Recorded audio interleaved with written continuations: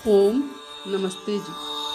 आपका स्वागत है आपका अपना चैनल आओ वेद पढ़े में।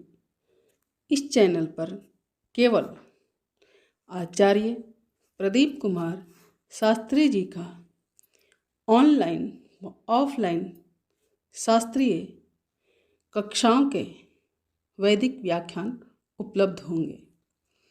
अपने चैनल पर आने वाले वीडियो की सूचना पाना चाहते हैं तो लाइक और सब्सक्राइब करें तथा घंटी के बटन को दबाएं, जिससे कि वीडियो अपलोड होते ही सबसे पहले सूचना पा सकें। वेद पढ़ें पढ़ाएं, सुने सुनाएं, वेद का संदेश घर घर पहुँचाएं। ऋषि ऋण को चुकाएं, अपना कर्तव्य निभाएं, जीवन सफल बनाएं।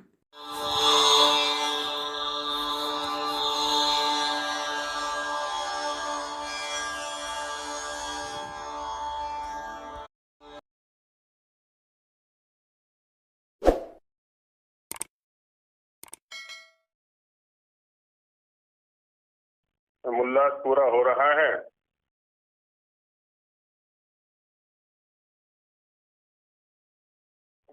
परीक्षा होगी, एक सम्मिलास पूरा हो रहा है, क्योंकि बिना परीक्षा के पाठ नहीं चलता हमारे यहाँ। तो तीनों व्यक्तियों को या चारों व्यक्तियों को इसका सारांश लिखना है परीक्षा में। प्रथम सम्मिलास का सारांश भूमिका सहित, भूमिका भी तो हो चुकी है, तो इसको ज्यों का त्यों नहीं उतारना है, इनके निर्वचन ज्यों के त्यों नहीं उतारने हैं। भाव आना चाहिए पूरे विषय का, कितने प्रकार के शब्द हैं, इसको लिखने की उपयोगिता क्या है, इसको पहले क्यों रखा है ना, इसने किस प्रकार का समाधान प्रस्तुत किया है। कुछ वैदिक शब्दों का व्याख्यान यहाँ पर है, कुछ लौकिक शब्दों का व्याख्यान है, कुछ पौराणिक जगत में जो प्रसिद्ध हैं उनका व्याख्यान है, आदि आदि। जो एक स्वामी जी की दृष्टि इसको व्याख्यात करने में और पूर्व में रखने में रही होगी अपने स्तर पर, वो सारे भाव हमारे इसमें आने चाहिए। हिंदी में लिखें और संस्कृत में लिखें तो और अच्छा है। हाँ, तो हिंदी में लिखें। बस बस बस बस वैसे वैसे वैसे वैसे कैसे मिक्स कर लीजिए, कोई नहीं। हाँ कोई नहीं, कर लीजिए, जितना संस्कृत कर सकते हैं कर लीजिए, कर लीजिए। ये आपने रखे, ये कैसे आ गया, कहाँ से आ गए? तो ऐसे जो है ना, तो उसमें होता ही क्या है, उसको बोलते हैं सिंहावलोकन। शेर जब आगे चलता है तो पीछे भी मुड़ मुड़ कर ये देखता रहता है कि पीछे कोई शत्रु तो नहीं आ रहा है, चलना तो आगे है। तो वैसे जो हमारा पाठ चलता है तो हम पीछे भी एक बार मुड़ करके देख लें कि जो हमने पढ़ा है उसमें से कुछ है भी या नहीं हमारे पास, या आगे दौड़ पीछे छोड़ वाली कहानी चल रही है। और जिसका निबंध अच्छा होगा उसको वेदवाणी में देंगे फिर।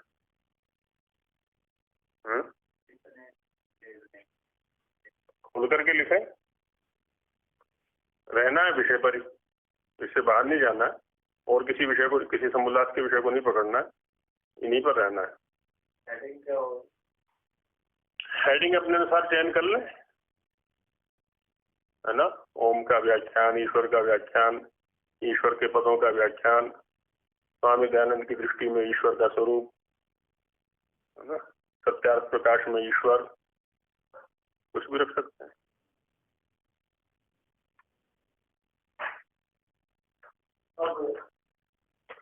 एक दिन में, 2 दिन में, 3 दिन में, 4 दिन में, जैसे अभी ये तो आजकल में पूरा हो जाएगा। हाँ जी, हाँ ठीक है, 5 में लिख करके 6 में दे दीजिए, कोई। हाँ हाँ, आराम से लिखिए, ना ना ना ना, आराम से लिखिए घर पर। कुछ आज लिखिए, कुछ कल लिखिए, कुछ परसों लिखिए, छुट्टी है। ना ना ना, छुट्टी है। इसका सहारा भी लेना हो तो लीजिए, पर इसको उतारना नहीं है। शब्दावली इसकी नहीं होनी चाहिए, शब्दावली हमारी रहेगी, भाव इसके रहेंगे, भाव स्वामी दयानंद के, शब्द हमारे, उसमें ऐसा रखें जैसा हमने समझा बस। हाँ बस नहीं, निबंध लिखना है इसका। नहीं आराम से लिखें आप, विचार के लिखें आराम से, 2 दिन में, 3 दिन में, 4 दिन में विचार के खुल के लिखें। उसमें कृत्रिमता ना आए, स्वाभाविकता रखें। हाँ, भूमिका का भी थोड़ा अंश ले लें, उसमें जो विषय लिए हैं उन विषयों को ले लें थोड़ा सा।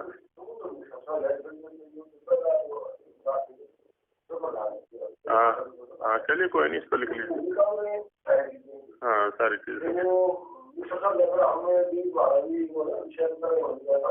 कोई नहीं, इसी को ले लें, प्रथम समोल्लास को ले।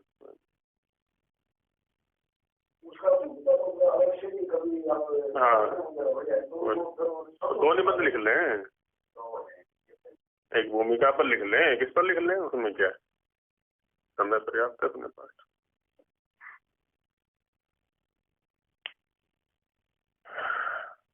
मंत्र पाठ। ओम सहना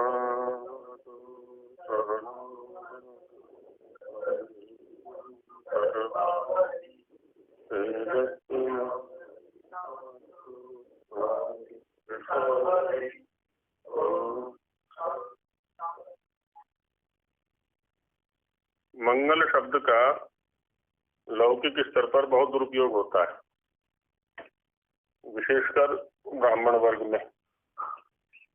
आजकल जो मंगल शब्द का प्रयोग है वो अज्ञानता में है लगभग। कैसे? जैसे पंडित जी कोई क्रिया करा रहे हैं, उनसे यजमान ने पूछ लिया, पंडित जी ये क्रिया किस लिए हो रही है? उनका एक ही उत्तर होगा कि मंगल के लिए, इससे तुम्हारा कल्याण हो जाएगा। यज्ञ कराना है किस लिए? मंगल के लिए। तो ऐसे ही मीमांसकों के यहाँ पर एक अपूर्व शब्द है, अपूर्व, अदृष्ट, अपूर्व नहीं अदृष्ट। तो माने जो भी हम क्रियाएं करते हैं वो 2 प्रकार की होती हैं, एक दृष्ट फलक और एक अदृष्ट फलक। माने जिनका फल दृष्ट है ना, जैसे भोजन हमने किया तो भूख मिट गई हमारी, फसल इसमें बीज आरोपण किया खेत के अंदर तो फसल की प्राप्ति हो गई हमें। तो कुछ तुरंत फल देने वाली होती हैं, कुछ कालांतर में फल देने वाली होती हैं, लेकिन कुछ क्रियाएं हम ऐसी करते हैं जिनका कि हमें फल दिखाई नहीं पड़ता, तो उनको मीमांसक लोग अदृष्ट फलक क्रिया बोल देते हैं कि अगले जन्म में फल मिलेगा इसका, अभी नहीं मिला है, अगले जन्म में। लेकिन यदि मीमांसकों ने भी थोड़ा सा अतिरेक कर दिया है, यहाँ पर थोड़ा सूक्ष्मता से हम विचारें ना, तो प्रत्येक क्रिया का फल हमें यहाँ भी मिलता है। दृष्टि में जो मिलेगा तो मिलेगा ही, लेकिन यहाँ भी मिलता है। जैसे मान लिया दान को प्राय अदृष्ट से जोड़ते हैं कि आपका जो है ना अगले जन्म के लिए कोष तैयार हो रहा है दान से, लेकिन क्या यहाँ लाभ नहीं है? मानसिक स्तर पर थोड़ा भी बहुत लाभ है यहाँ पर भी, है ना। अहंकार की कमियां होना, समर्पण होना, है ना, तो ये बहुत लाभ है यहाँ पर। नहीं, क्रिया तो करवाते। जैसे पौराणिक जगत में क्या होता है, प्रायः परलोक की चीजें ज्यादा बताई जाती हैं, है? कि तुम्हें परलोक में ये मिलेगा, परलोक में ये मिलेगा, तो वो लगे रहते हैं बैठा के बंद करके। इसमें दोष क्या आता है, वर्तमान की जो क्रिया है ना उसकी गुणवत्ता नष्ट हो जाती है। यदि उसको ये भी समझाया जाए कि तुम्हें यहाँ भी फल मिलेगा तो उस पर ध्यान रखेगा वो। अब देखिए देवी पूजा में क्या होता है, आजकल नवरात्र चल रहे होंगे ना, समाप्त आज तो द्वादशी है। अच्छा, अभी शुक्ल पक्ष से है, अभी कृष्ण पक्ष पूरा हो रहा है, अमावस्या है 5 की। हाँ 5 की अमावस्या है, हाँ वहां से शुरू होना है। तो देवी की पूजा चलती है ना, तो बाजार में देवी के लिए अलग से रखा जाता है, ज्योत के लिए। सामान्य घी तो मिलेगा 500 रुपये, 1000 रुपये, जैसा भी है वो, और ये मिल जाएगा हमें 100 रुपये किलो। या और भी सस्ता मिल जाए शायद, और उसकी सामग्री भी अलग, बहुत सस्ती सामग्री, उसके कपड़े भी बड़े सस्ते, और सब कुछ परलोक से जोड़ दिया। तो मंगल शब्द का बड़ा दुरुपयोग किया, हर जगह यही किया है, बस मंगल के लिए, मंगल के लिए। वास्तव में होता क्या है, मगी गतव धातु है व्याकरण के अंदर, और उससे अलक्ष प्रत्यय करके उणादि में मंगेर अलक्ष मंगल शब्द सिद्ध होता है। तो कोई भी क्रिया कर रहे हैं हम, तो वो हमारे लक्ष्य में साधक होनी चाहिए। एक तो परम लक्ष्य है हमारा जो मानव जीवन का है, मुक्ति कह लें, है ना, मोक्ष कह लें, दुखों से अत्यंत छूटना कह लें, जो भी है उसको। परम लक्ष्य में तो ये सहयोगी होनी ही चाहिए, चाहे कोई भी क्रिया हमारी, हमारा सोना उठना बैठना खाना पीना शौचालय जाना, कुछ भी है। अच्छा, कुछ क्या होते हैं हमारे उपलक्ष्य होते हैं। एक तो परम लक्ष्य हो गया, उपलक्ष्य हम उनको कह देते हैं जो उस परम लक्ष्य में साधक बनेंगे। लेकिन उपलक्ष्य की अवयव क्रियाएं हैं, फिर पहले हम उपलक्ष्यों को सिद्ध करेंगे और उपलक्ष्यों के माध्यम से परम लक्ष्य को सिद्ध करेंगे। लेकिन दृष्टि हमारे लक्ष्य पर रहनी चाहिए। तो यदि उसमें सहयोगी है वो क्रिया, तब तो मंगलकारी है। मगी गतव हमारी गति का साधन बन रही है वो, और यदि नहीं है तो अमंगलकारी है ना। उससे भटकाने वाली है तो मंगलकारी है, और उसमें साधिका है सहायिका है तो वो मंगलकारी है। बस सीधी सी बात है। तो प्रत्येक क्रिया में ये रहता है, मंगल और अमंगल प्रत्येक क्रिया में रहता है। महाभाष्य में एक वचन आया है कि शास्त्र में मंगल किस प्रकार से होता है, या शास्त्र में मंगल हमें किस प्रकार से देखना चाहिए। आचार्य या ऋषि लोग शब्दों के द्वारा उपदेश कर रहे हैं। तो ये तो हो गया स्थूल स्तर पर उपदेश, ये तो है ही उपदेश। लेकिन फिर वहां पर उससे पहले 3 स्तर और दिए भाष्यकार ने वहां पर, यह इंगितेन चेष्टितेन निमिषितेन, यह इंगितेन चेष्टितेन निमिषितेन महता वा सूत्र प्रबंधेन आचार्याणाम अभिप्रायो गम्यते। इससे पहले जो 3 है वो आचरण के स्तर पर है। यह इंगितेन, इंगन कहते हैं इशारे को, इंगितेन चेष्टितेन, चेष्टा कहते हैं शरीर की क्रियाएं, निमिषितेन, निमेश उन्मेष आदि होते हैं अक्षी व्यापार, आंख के जो व्यापार है उनको कहते हैं। कहते हैं इनमें भी उपदेश छिपा हुआ है, उनको पकड़ने की आवश्यकता है। जब हम व्याकरण पढ़ते हैं या किसी भी दर्शन को पढ़ते हैं, देखो एक तो सामान्य स्तर पर ग्रंथ को पढ़ाना होगा, जैसे लोग भी चलता है, बड़े स्थूल स्तर से उनको कहानियों में ढाल करके या जैसे भी समझा, लेकिन उन शब्दों के अंदर भी रहस्य छिपे हुए हैं। व्याकरणों की ये झगड़े हैं, जैसे वृद्धिरादेश शूद्र बनाया, वहां झगड़ा पड़ता है कि वृद्धि शब्द को पूर्व में क्यों रखा, आदेश में च क्यों रखा, इसमें क क्यों नहीं हुआ, अधेन गुणा में अधेन पहले क्यों रखा, गुण पहले बाद में क्यों रखा। माने वहां भी रहस्य छिपा हुआ है। एक तो शब्द जिस अर्थ को दे रहा है वो तो दे ही रहा है, शब्दों की जो अनुपूर्वी है, पहले इसको रखना फिर इसको रखना, वहां भी उपदेश है, वहां भी कोई ना कोई सिद्धांत काम कर रहा है। फिर है ना, एक तो अनुपूर्वी होगी, फिर इसी शब्द को क्यों रखा। हाँ, अब अग्निमीडे है तो अग्नि शब्द को क्यों रखा, वन्य शब्द को क्यों नहीं रखा यहाँ पर, है ना। तो वहां भी रहस्य है ना। तो माने अग्नि शब्द को पूर्व में क्यों रखा, यहाँ भी रहस्य है। अग्नि शब्द को ही क्यों रखा, है ना, यहाँ भी रहस्य है ना।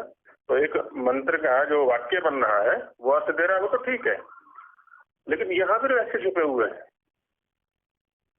तो ये मंगल होता है इनको पकड़ना, क्योंकि हम स्थूल वाक्य के स्तर पर जिस अर्थ को पकड़ रहे हैं वो बड़ा स्थूल अर्थ है। और जब उन रहस्यों को लेकर के ये उदात पड़ा हुआ है, ये अनुदात पड़ा हुआ है, ये स्वरित पड़ा हुआ है, अब वहां भी एक रहस्य छिपा हुआ है, स्वर के साथ भी रहस्य, अनुपूर्वी के साथ भी रहस्य, पद के साथ भी रहस्य, इन सबको हमें पकड़ना होता है।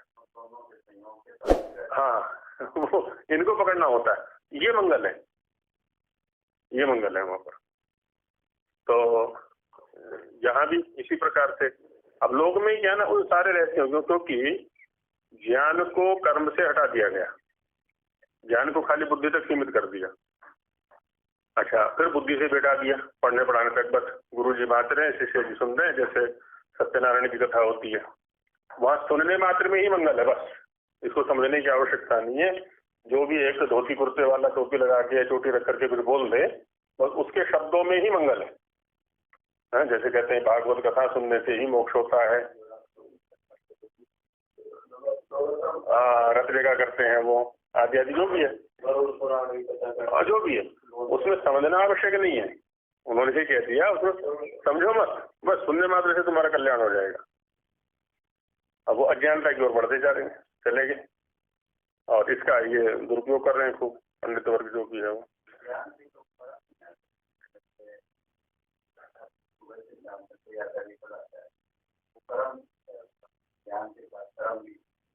कर्म हो गया, उसको आचरण में ढालना, ज्ञानम भार क्रियाम बिना।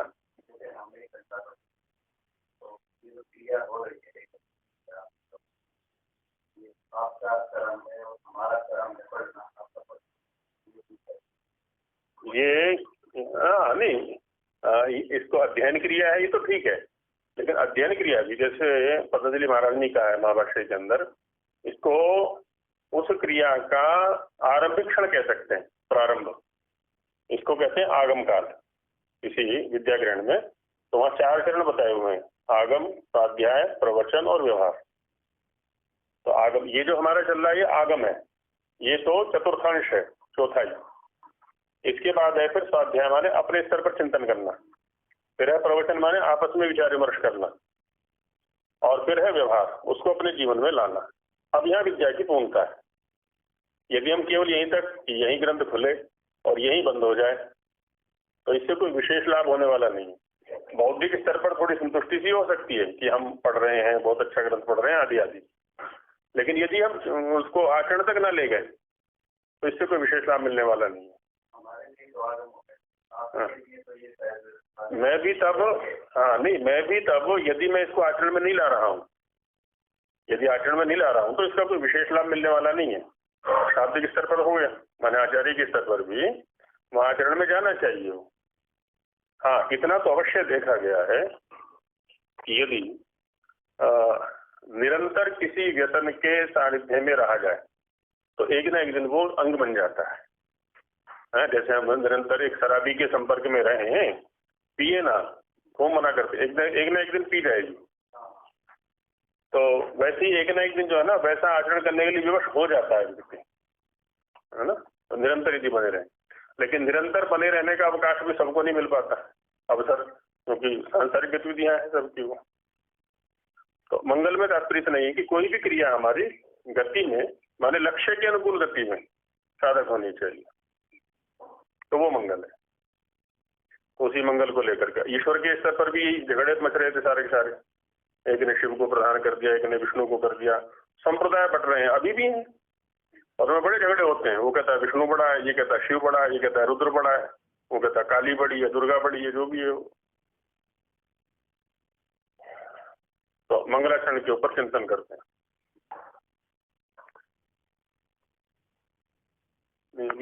मंगलाचरण विचार, हाँ ये चलेगा। प्रश्न, जैसे अन्य ग्रंथकार लोग आदि मध्य और अंत में मंगलाचरण करते हैं, वैसे आपने कुछ भी न लिखा न किया। ये वस्तुतः महाभाष्य में एक वचन आया हुआ है, वृद्धिरादेश सूत्र पर ही आया हुआ है, यह मंगलादीनी मंगलांतानी यह मंगलादीनी मंगल मध्यानि मंगलांतानी च शास्त्राणी प्रथन्ते, ऐसा करके बहुत लंबा वाक्य पड़ा हुआ है यहाँ पर कि जिन शास्त्रों के आदि में मंगल होता है, मध्य में मंगल होता है और अंत में मंगल होता है, वो शास्त्र प्रथित होते हैं, विस्तृत होते हैं, फैलते हैं खूब, और उनके जो पढ़ने वाले होते हैं वो लंबी आयु को जीते हैं, आदि आदि बहुत सारी चर्चा है वहां पर। तो वहां भी तात्पर्य उसी में तात्विक बात, क्योंकि वो ऋषि के स्तर पर कही जा रही है कि वहां मंगल है, क्या है वो हमें खोजना है। शब्दों में जैसे वृद्धि शब्द को पहले पढ़ दिया वहां पर आचार्य ने, तो वृद्धि शब्द माने एक आचरण के विरुद्ध, माने सिद्धांत के विरुद्ध आचरण, कभी कभी क्या होता है, एक सिद्धांत दे दिया है, सिद्धांत दे करके उसके विरुद्ध स्वयं आचरण कर दिया आचार्य ने। अब हमारे लिए सिद्धांत तो वो है जो शब्द के द्वारा हमें समझाया गया, लेकिन उससे भी प्रबल सिद्धांत वो है जो आचार्य के आचरण में है। जब हम आचार्य के प्रति श्रद्धा रखते हैं तो आचार्य का यदि सिद्धांत के विरुद्ध भी आचरण हो रहा है ना, वहां पर भी कोई ना कोई सिद्धांत छिपा हुआ है, वहां भी कोई ना कोई सिद्धांत छिपा हुआ है, रहस्य छिपा हुआ है, उसको पकड़ना में होता है। इसलिए वहां पर कहा है आचार्य ने कि व्याख्यान तो विशेष प्रतिपत्तिर नहीं संदेहाद लक्षण, कि यदि आचार्य के किसी आचरण में संदेह होता है तो उसका हमें व्याख्यान करना चाहिए, उससे मिलकर के विचार विमर्श करना चाहिए। केवल देखने मात्र से ये ना कहते ये तो अयुक्त आचरण है, ये तो अनुचित आचरण है, क्योंकि ऐसा करने से क्या होगा, हमारा दोष बहुत बड़ा हो, आचार्य को कुछ नहीं बिगड़ने वाला, हम बहुत बड़ा दोष कर बैठेंगे, क्योंकि उसके प्रति अश्रद्धा भाव हमारे मन में आया तो हम उससे जो लाभ मिलने वाला है वो नहीं ले सकते। अब वो युक्त है या अयुक्त है वो तो वो जानते हैं, हमारा बुद्धि स्तर तो वो नहीं है। हाँ, तो हम क्या आचार्य जी आपने शाब्दिक स्तर पर ये सिद्धांत बताया था, आपके आचरण में ये लिखा है, तो इसमें संबंध क्या है ये आदि आदि जो भी है। हाँ, वहां पर जैसे यही बात आई है, सामान्य रूप से क्या होता है, संतान पहले पैदा होती है, नामकरण संस्कार बाद में होता है। का मतलब हो गया जिसका नाम रखना है वो पहले से होता है और नाम बाद में होता है ना। ये संजी पहले होता है, इसको हम व्याकरण में संजी और संज्ञा भाव संबंध कह देते हैं। संजी पहले होता है, संज्ञा बाद में होती है। प्रथम सूत्र में ही उल्टा व्यवहार कर दिया आचार्य ने, वृद्धि संज्ञा है और आदेश संजी है, तो संज्ञा को पहले रख दिया और संजी को बाद में रख दिया। अदेन गुणा में ठीक है, अदेन संजी है वो पहले रखा है, गुणा संज्ञा है वो बाद में रखा है, बाकी सर्वत्र घूम जाए पूरे इष्टदय में सब जगह ठीक है, माने संजी पहले है और संज्ञा बाद में, लेकिन यहाँ उल्टा व्यवहार कर दिया। अब इसके ऊपर आक्षेप किया कि भाई जब सिद्धांत आपका ये है कि संजी पूर्वक संज्ञा होती है तो यहाँ क्यों कहते हैं कि इसी एक को सहन कर लो आप। ये तो वृद्धि के लिए, जिससे कि पढ़ने वालों की वृद्धि हो जाए, इसके लिए आचार्य ने वृद्धि शब्द को पहले रखा हुआ है। एक आध जगह है तो उसका विशेष व्याख्यान कर दिया है ना, प्राय नहीं है, यहाँ आरंभ में हो गया। कहते हैं आरंभ में तो कम से कम अपने सिद्धांत की सुरक्षा कर लेते। तो कहते हैं कि ये वृद्धि के लिए कि पढ़ने वालों की वृद्धि हो, शास्त्र की वृद्धि हो, सबकी वृद्धि हो, इसलिए वृद्धि शब्द को यहाँ पर पढ़ दिया है। पंडित जी ने संकेत दिया, मीमांसक जी ने, ऐसे कई जगह हैं कि वहाँ मंगल के लिए ये पढ़ा उन्होंने। तो कैसे मंगल क्या है, जैसे अभी बात चली ना हमारी कि आचार्य के प्रत्येक आचरण में सिद्धांत छिपा हुआ है ना, उसके इशारों में, उसके बैठने उठने में, उसके जो भी सब में। तो यहाँ पर भी कहते जो भी सिद्धांत होते हैं वो एक तो ये है कि हमेशा प्रायिक हुआ करते हैं, प्रायः करके ऐसा होता है।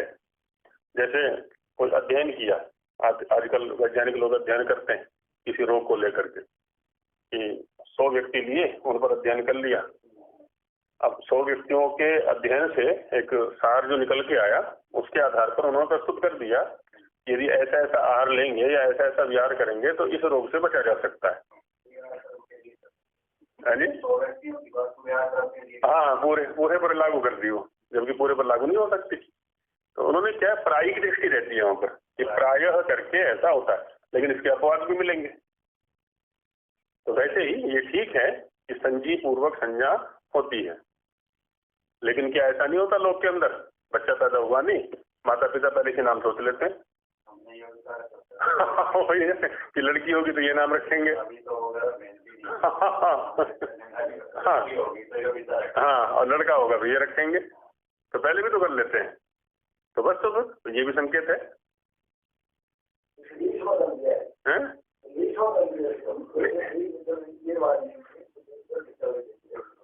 वृद्धि कैसी, देखो यहाँ व्याकरण को पढ़ने जा रहे हैं, व्याकरण में वृद्धि कैसी, वैयाकरण की वृद्धि क्या होगी, व्याकरण संबंधी अधिकतम सिद्धांतों को वो समझे। तो एक तो सिद्धांत वो शब्दों से समझ रहा है, एक शब्दों में जो व्यवहार है, तो उसकी अनित्यता को भी साथ में समझा उसने।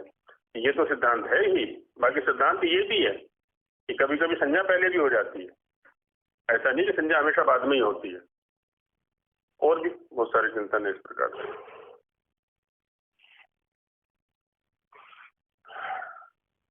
तो उसी का अनुवाद यहाँ पर रख दिया है स्वामी जी ने प्रतिपक्षी के रूप में। तो वैसे आपने कुछ भी न लिखा किया न किया, है ना, आपने कोई मंगल नहीं किया यहाँ पर। तो उत्तर में कहते हैं स्वामी जी, ऐसा हमको करना योग्य नहीं, क्योंकि स्वामी जी एक ऋषि परंपरा से जुड़े हुए हैं। तो ऋषि परंपरा जिसका अनुमोदन करती है उसे वैसे व्यवहार हमें भी करना है।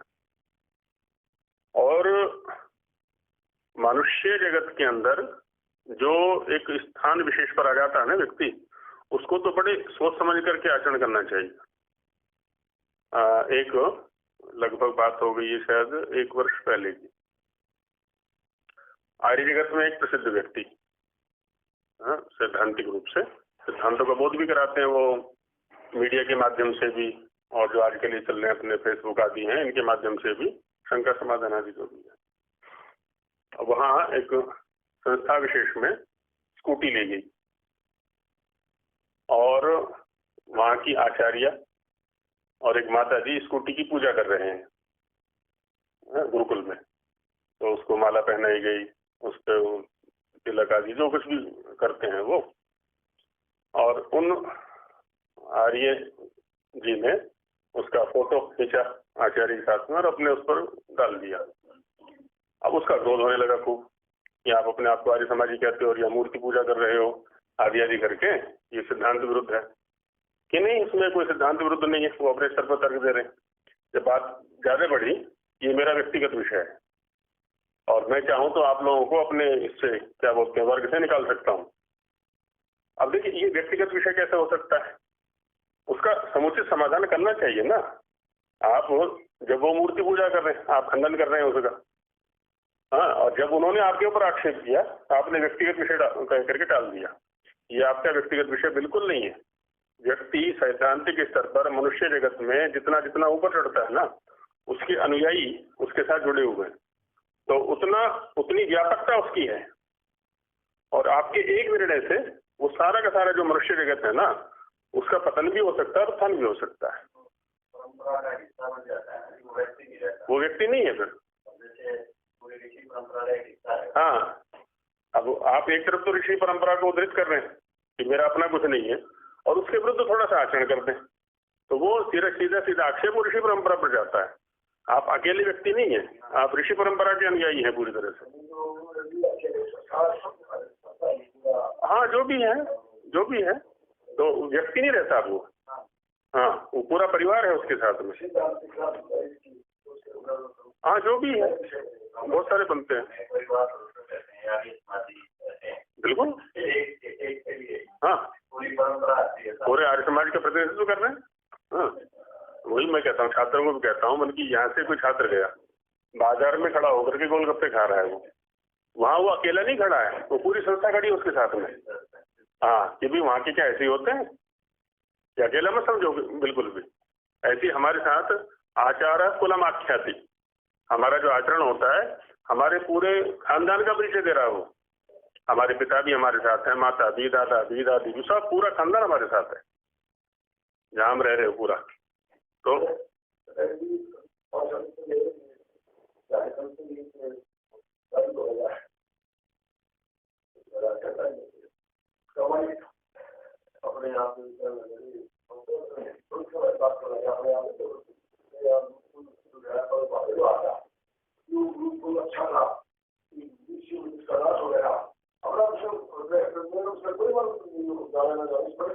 वृद्ध सा व्यक्ति है वहाँ,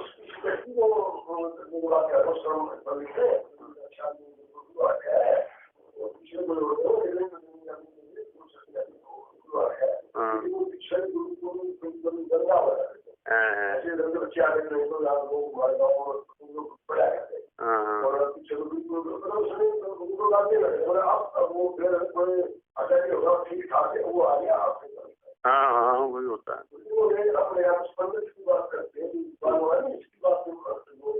हाँ, बस ऐसी हुआ करता है पूरा। इसलिए हमें बड़ी सावधानी रखनी चाहिए। अब मान लिया कोई व्यक्ति है, आचार्य है, कक्षा चल रही है और साथ में मोबाइल पर वो फेसबुक पर लगा हुआ है या व्हाट्सएप पर लगा हुआ है, तो फिर उसका वो पक्ष भी सामने जा रहा है छात्रों के, वो मना नहीं कर सकता फिर। तो हर चीज पे सावधान। ये नहीं कह सकता कि मेरा व्यक्तिगत विषय है, तुम्हारा व्यक्तिगत विषय कुछ है ही नहीं भाई, तुम व्यक्तिगत कैसे हो सकते हो।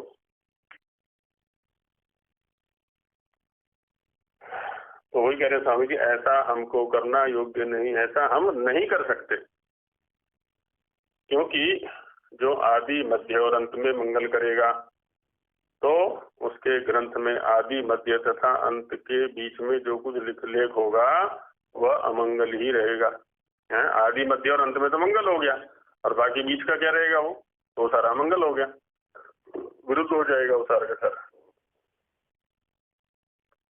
इसलिए मंगलाचरणम शिष्टाचारात् फल दर्शनात् श्रुति तश्चेति।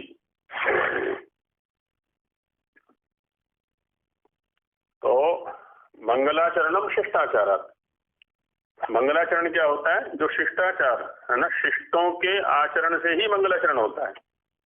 शिष्टों का जो आचरण है ना, शिष्ट शब्द की जो व्याख्या है ना, वो न्याय दर्शन में भी आई है, आप तक कह करके व्याकरण महाभाष्य में भी आई है, सूत्र है प्रशोदरादीनि यथोपदिष्टम, वहां पर क्या करते हैं, तो वहां कहा है कि कुंभिधान्या अलोलुपा,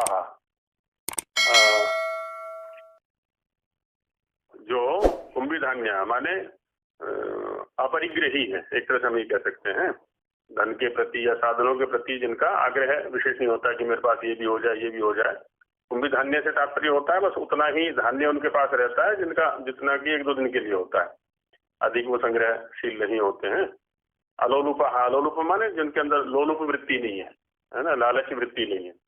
मिल गया तो ठीक है, ना मिला तो ठीक है, कर्तव्य के प्रति दृष्टि है मुख्य, वहां तात्पर्य है। और बिना किसी कारण के विद्या के पार गए हुए हैं जो, इसी को भाष्यकार ने दर्शा है, ब्राह्मणे ने निष्कारणो धर्म षडंगो वेदो देहोदेश्य, माने विद्या का जो अध्ययन अध्यापन है वो किसी कारण को सामने रख करके नहीं करते कि मुझे ये मिलेगा तो मैं करूंगा या कराऊंगा, उतना धर्म समझ के उसमें लगे हुए है ना। ऐसे कुछ परिभाषाएं वहां पर दी हैं। तो और बिना किसी कारण के ही जो जनहित में प्रवृत्त रहते हैं हमेशा, वह कि जनता से मुझे ये मिलेगा तो मैं उनको लाभ दूंगा, नहीं मिलेगा तो नहीं दूंगा, ऐसा किसी पणबंध वहां नहीं करते, वो शर्त नहीं रखते हैं कोई। तो उनका जो आचरण होता है, इसी को इधर भी कहा यदि यद आचरति श्रेष्ठ तत्तदेवेतरो जना, श्रेष्ठ व्यक्ति जो आचरण करता है सामान्य व्यक्ति भी वही आचरण करता है।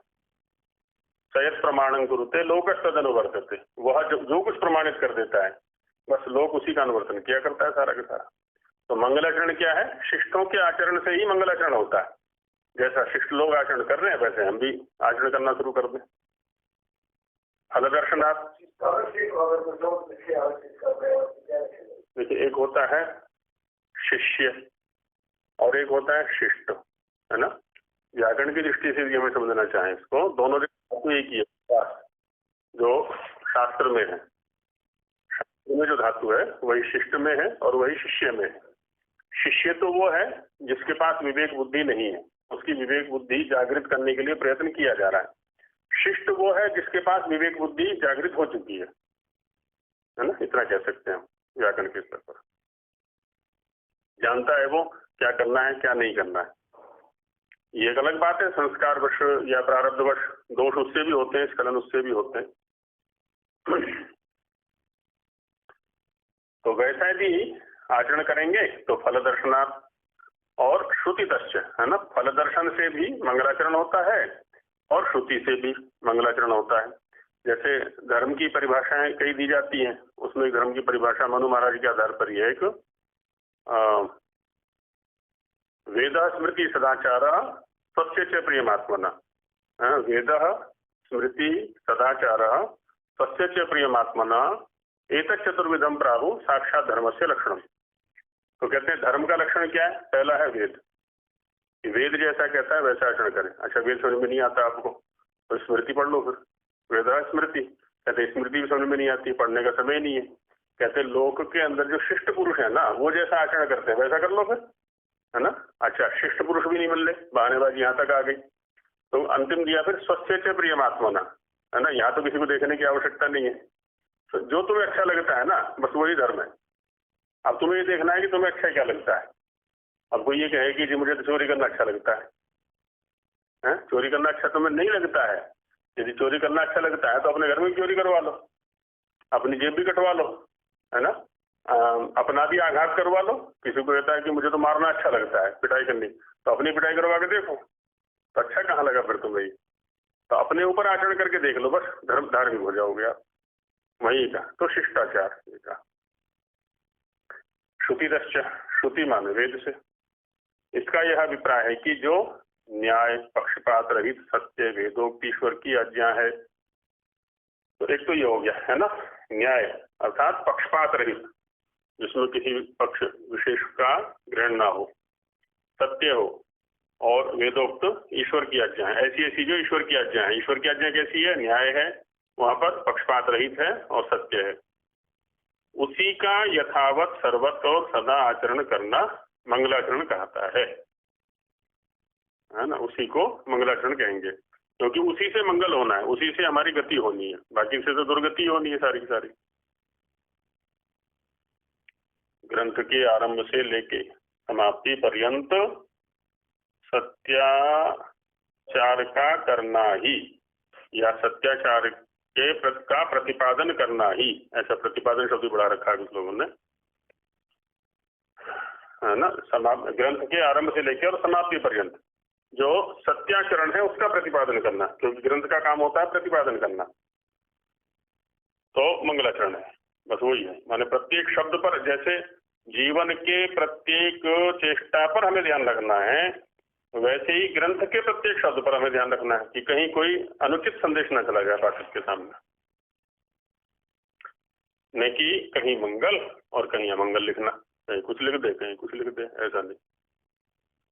देखिए महर्षियों के लेख को, वो क्या कहते हैं, महान आशयो यस्य सह महाशय, जो बड़े आशय को लेकर के जीते। एक क्षुद्राशय होते हैं, संकल्प कह सकते हैं, लक्ष्य भी कह सकते हैं, है ना। जैसे इसका व्याख्यान एक श्लोक में किया है,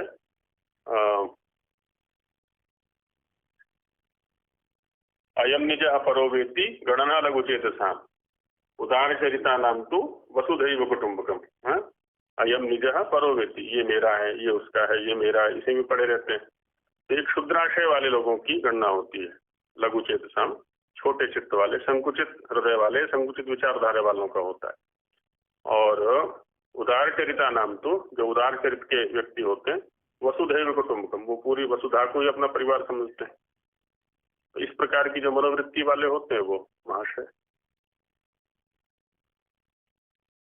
आशय शब्द का होता है, तात्पर्य होता है आशयते अस्मिन् इति आशय, व्यक्ति जिसमें डूबा रहता है।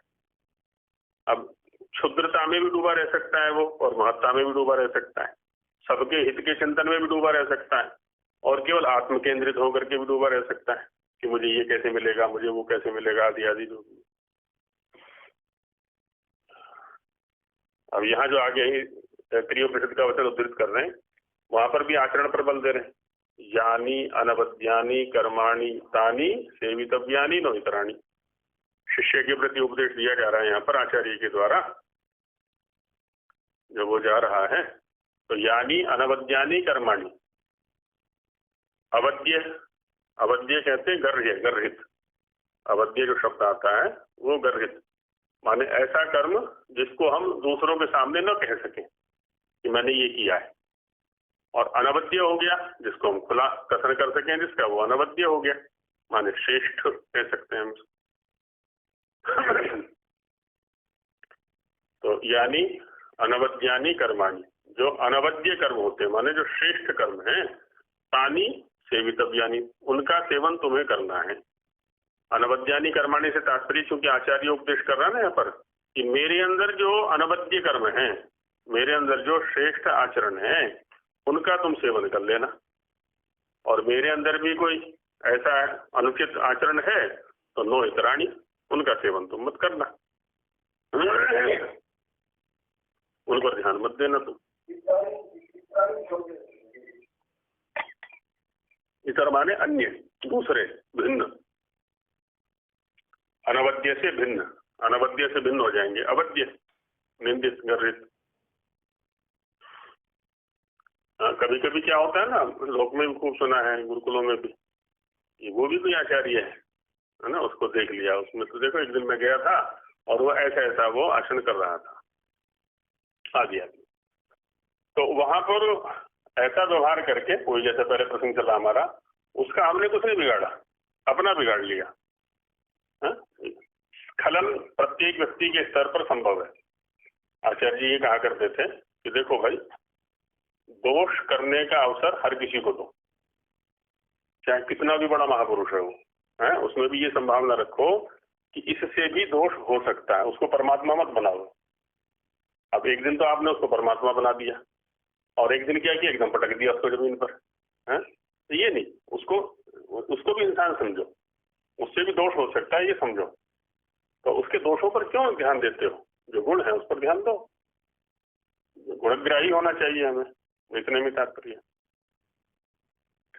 तो हे संतानों, जो अनवद्य अनिंदनीय अर्थात धर्मयुक्त कर्म है वे ही तुमको करने योग्य हैं।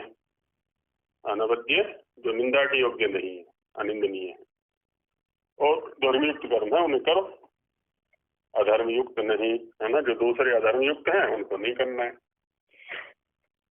आधुनिक मंगलाचरण कैसे होते हैं, इसलिए जो आधुनिक ग्रंथों में श्री गणेशाय नमः, अब ईश्वर की एक एक शक्ति या एक एक नाम को लेकर के उन्होंने पूज्य बना दिया। सीतारामाभ्याम नमः, राधा कृष्णाभ्याम नमः, श्री गुरु चरणारविंदाभ्याम नमः, हनुमते नमः, दुर्गायै नमः, बटुकाय नमः, भैरवाय नमः, शिवाय नमः, सरस्वत्यै नमः, नारायणाय नमः इत्यादि लेख देखने में आते हैं ग्रंथों के अंदर। इनको बुद्धिमान लोग वेद और शास्त्रों से विरुद्ध होने से मिथ्या ही समझते हैं, क्योंकि इनमें पक्षपात है, इनमें जो है ना मनोभेद होने की संभावना, और मनोभेद होता भी है, हुआ भी है खूब। क्योंकि वेद और ऋषि मुनियों के ग्रंथों में कहीं ऐसा मंगलाचरण देखने में नहीं आता। पुराना कोई ग्रंथ उठा के देख लें, जो आर्ष ग्रंथ है उनमें ऐसा कोई मंगलाचरण नहीं है। और आर्ष ग्रंथों में ओम तथा अत शब्द तो देखने में आता है। ओम और अत शब्द में भी मर्यादा है। जो वैदिक ग्रंथ हैं उनमें ओम का प्रयोग होता है, और जो दूसरे सामान्य लौकिक ग्रंथ हैं उनमें अथ शब्द का प्रयोग होता है, और ये आरंभ के द्योतक हैं। ओम ये तो ठीक है कि ईश्वर के लिए भी व्याख्यात हुआ है।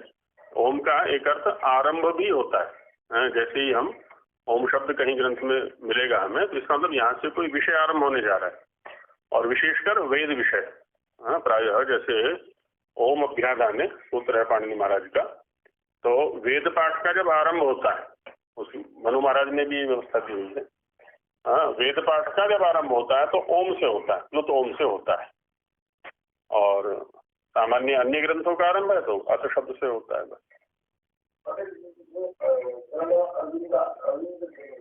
अरविंद माने कमल।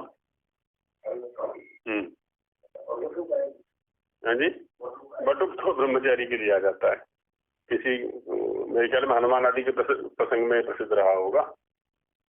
अरविंद कमल के लिए आता है। आरे होते हैं वैसे, जैसे तिलियां होती है ना, साइकिल के पहिए में तिलियां होती हैं जो, तो अरान अरान अर सदृशानी पत्राणी विंदतीति अरविंदा, है ना। अर माने अरों के सदृश पत्ते जिसके पास हैं, इसलिए उसको अरविंद कहते हैं। उसके भी पत्ते ऐसे फैले रहते हैं जैसे साइकिल के पहिए की तिलियां फैली रहती हैं, तो इसलिए उसको अरविंद बोल देते हैं। तो ओम और अथ शब्द ही देखने में आता है। देखो अथ शब्द अनुशासनम है ना, यहाँ पर अथ शब्द है। अथ इत्ययम शब्दोधिकारार्था प्रयुज्यते, ये महाभाष्य में है। अथा तो धर्म जिज्ञासा, यहाँ पर भी अथ शब्द है। और ये जो अथ अतः ये शब्द है ना, ये भी बड़ा रहस्य रखे हुए हैं अपने आप में।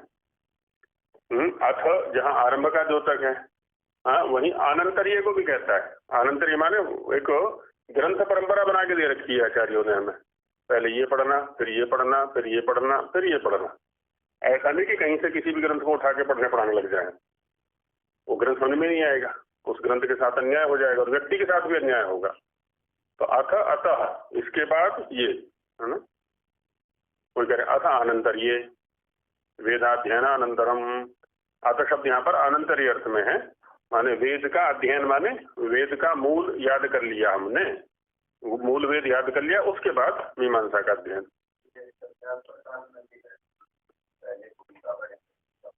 हाँ, फिर वो क्रम है, ऐसे ही ग्रंथों में भी क्रम है।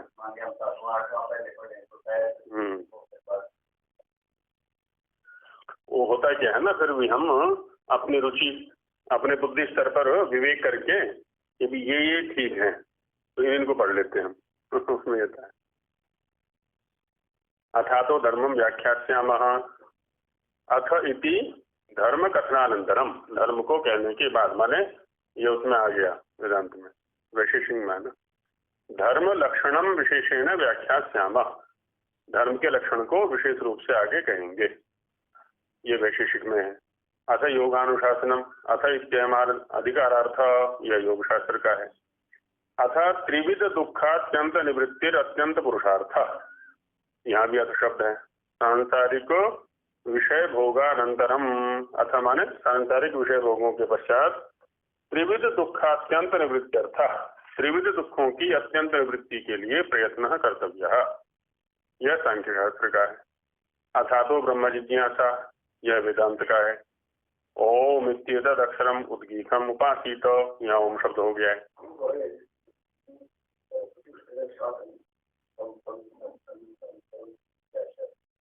अच्छा, वो और वचन होगा, हाँ, इसमें नहीं दिया हुआ है। हाँ, चतुष्टय साधन संपत्त्यनंतरम ब्रह्म जिज्ञास्यम, हाँ, ये इसमें टिप्पणी में दिया हुआ है। ओम इत्येतद अक्षरम इदम सर्वम तस्योपव्याख्यानम, यह मांडूक्य उपनिषद का वचन है। ऐसे ही अन्य ऋषि मुनियों के ग्रंथों में ओम और अथ शब्द लिखे हैं। वैसे ही अग्नि, अग्नि वहां आ गया ऋग्वेद के आरंभ में, ईशेत और जेत्वा यजुर्वेद के आरंभ में इट आ गया है ना, अग्नि ये उसमें आ गया, अथर में, इसमें साम में है। ये त्रिसप्ताह पर्यंती, ये शब्द चारों वेदों के आदि में लिखे हैं, चारों वेदों के आदि में है। श्री गणेशाय नमः इत्यादि शब्द कहीं नहीं, कहीं पर भी वैदिक परंपरा में या आर्ष परंपरा में ऐसे शब्द नहीं है मंगलाचरण के रूप में। और जो वैदिक लोग वेद के आरंभ में हरि ही ओम लिखते और पढ़ते हैं, यह पौराणिक और तांत्रिक लोगों की मिथ्या कल्पना से सीखे हैं, क्योंकि उनमें चल पड़ा तो चल पड़ा, बस हरि शब्द को और जोड़ दिया साथ में। ओम शब्द की तो पुरानी परंपरा है। भोजन में भी कह देते हैं सामान, लो जी हरि का नाम, लो जी राम का नाम, खाने के लिए तो सीधी सीधी क्रिया ना करके तो लो जी राम का नाम, हाँ, लो जी राम का नाम, यह पौराणिक, हाँ, ठीक है। वेदादि शास्त्रों में हरि शब्द आदि में कहीं नहीं। ये ठीक है, हरि शब्द ईश्वर के लिए आएगा या सूर्य के लिए आता है, अनेक अर्थों में आएगा, पर इसकी परंपरा नहीं है आदि में प्रयोग करने की। इसलिए ओम व अथ शब्द ही ग्रंथ के आदि में लिखना चाहिए, प्रारंभ के द्योतक हैं। इसलिए यह किंचन मात्र ईश्वर नामों के विषय में लिखा है ना, किंचन मात्र लिखा, वो थोड़ा सा ही, ऐसा नहीं कि सारा लिख दिया है। इसके आगे शिक्षा के विषय में लिखा जाएगा, शिक्षा कैसी होनी चाहिए। इति श्रीमद् दयानंद सरस्वती स्वामी कृते सत्यार्थ प्रकाशे सुभाषा विभूषिते ईश्वर नाम विषय प्रथम समूलाह संपूर्ण। इस प्रकार से ये प्रथम समूलाह जो ईश्वर विषयक है ये पूरा हो जाता है। सुभाषा विभूषिते, अच्छी भाषा से अलंकृत, विभूषित, विभूषित माने अलंकृत, हाँ जी, कृत्य माने किए हुए, स्वामी दयानंद के द्वारा किए हुए सत्यार्थ प्रकाश में, सप्तमी एक वचन का प्रयोग है ये। श्रीमद् दयानंद सरस्वती स्वामी के द्वारा कृत जो सत्यार्थ प्रकाश है उसमें, सप्तमी के हैं प्रयोग, सारे सप्तमी के। हाँ, ईश्वर नाम है विषय जिसका, उसमें प्रथम समोल्लास सत्यार्थ प्रकाश के विशेषण है, प्रथम समोल्लास संपूर्ण हो जाता है। ये है, चलिए भी पूरा हो गया। हाँ, रचा हुआ